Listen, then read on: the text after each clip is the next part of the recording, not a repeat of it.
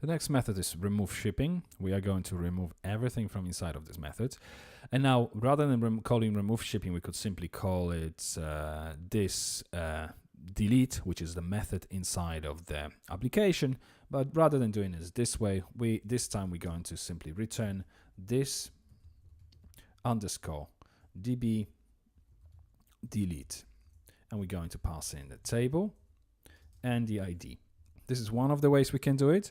Or we could as well do it simply this way, delete, and pass the ID onto it. Because if we open the application file and scroll right to the bottom, you'll see that this is exactly what the delete method inside of the application folder does. It's this underscore db delete. It takes the table, this table, and the ID. So we can basically do it this way.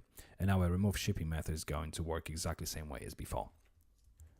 The next method is called get shipping by type country, and we have two conditions here inside of this if statement. So if we cut them and create a new private function called is type country not empty, and we pass in type ID and then country ID.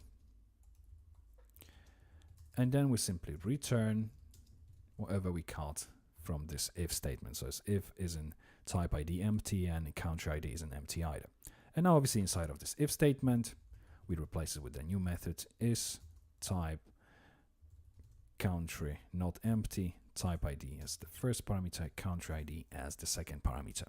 Now if we scroll down, and here in the where clause, we're going to replace type equals question mark, country equals question mark, and then return underscore db fetch all, and we go for the array, and here we pass type ID and country ID, and then after the closing if statement we simply return null.